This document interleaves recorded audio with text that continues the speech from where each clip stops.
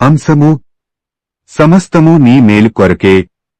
వాక్యము రోమీయులకు వ్రాసిన పత్రిక 8వ అధ్యాయము 28వ వచనము. దేవుని ప్రేమించు వారికి అనగా ఆయన సంకల్పము చొప్పున పిలువబడిన వారికి మేలు కలుగుటకై సమస్తమును సమకూడి జరుగుచున్నవి. ప్రభువునందు ప్రియులారా, నేటి వాక్యమును ధ్యానించుకుందాము. ఈ సృష్టి యావత్తు చేయబడినది కేవలం మనుష్యుల కోసమే.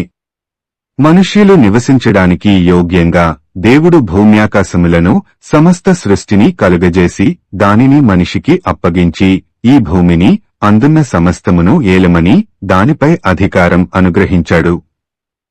ఇదంతా మనిషి దేవునికి వ్యతిరేకంగా పాపము చేయకముందు జరిగినది. దేవుడు తనని ఎంతగా ప్రేమిస్తున్నాడో కేవలం తన కోసమే ఈ సృష్టి మొత్తాన్ని చేశాడని అర్థం చేసుకోకుండా కృతజ్ఞత లేనివాడయి దేవుని ఆజ్ఞని మనిషి ధిక్కరించాడు. పాపము చేయు ప్రతివాడును ఆజ్ఞను అతిక్రమించును, ఆజ్ఞాతిక్రమమే పాపము. 1 యోహాను 3:4. మనిషి పాపము చేసి దేవుడు తనకు అనుగ్రహించిన ఆధిక్యతలన్నీ కోల్పోయాడు. రోమా 6:23లో వ్రాయబడిన ప్రకారము పాపము వలన వచ్చు జీతము మరణము, కనుక మరణాన్ని కూడా కొని తెచ్చుకున్నాడు. అందుకు కారణం దేవుడు తనను ఎంతగా ప్రేమిస్తున్నాడో ఆలోచించక అర్థం చేసుకోలేకపోవడమే. మనము కూడా అంతే. దేవుడు మనల్ని ఎంతగా ప్రేమిస్తున్నాడో ఒక్క క్షణం కూడా ఆలోచించము.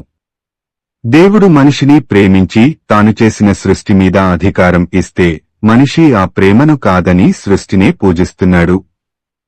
నేను మనిషిని ఇంతగా ప్రేమిస్తున్నాను కదా, మనిషి నన్ను ప్రేమిస్తున్నాడా లేదా అని తెలుసుకోవడానికి దేవుడు చిన్న పరీక్ష పెట్టాడు. తినడానికి ఎన్నో పండ్లు ఇచ్చి ఒకే ఒక్క పండు తినవద్దన్నాడు. అయితే మనిషి దేవుని ఆజ్ఞను పాటించలేదు.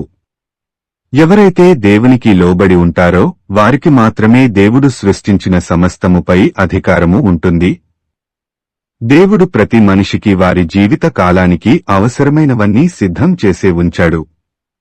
అయితే దేవుణ్ణి ప్రేమించేవారు మాత్రమే వాటిని కనుగొనగలరు. సృష్టిలోని ప్రతి మేలు వారి కోసమే జరుగుతుంది. దేవుడు తమని ఎంతగా ప్రేమిస్తున్నాడో అర్థం చేసుకోలేనివారు, ఆలోచించనివారు తమ మంచి చెడ్డలు తామే చూసుకుంటూ అనేక కష్టనష్టాలకు గురవుతుంటారు. ఆహారము, వస్త్రాలు, గృహము, ఆస్తిపాస్తులు సంపాదించుకోవడానికి జీవితంలోని ప్రతి క్షణాన్ని వినియోగిస్తారు.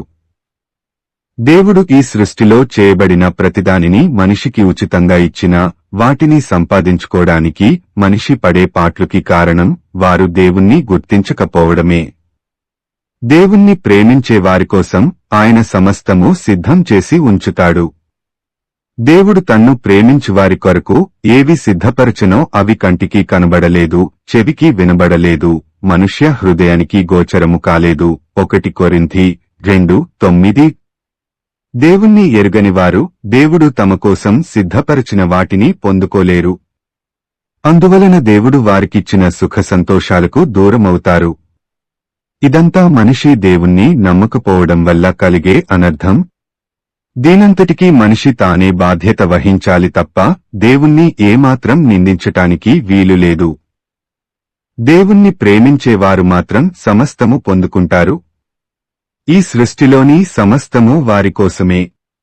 ఏం జరిగినా వారి మేలు కోసమే జరుగుతుంది. దేవుడు నీకోసం సిద్ధపరచినవి పొందుకోవాలంటే దేవుణ్ణి ప్రేమించాలి. అందుకు నీవు సిద్ధమేనా? ప్రార్థించుకుందాము. ప్రభువా, ఈ లోకంలో మేము జీవించినంతకాలము నిన్ను ప్రేమిస్తూ నీవు మా కొరకు ఏర్పాటు చేసినవన్నీ పొందుకొనేలా మాకు సహాయం చేయమని యేసయ్య నామమున అడుగుతున్నాము తండ్రి. ఆమేన్.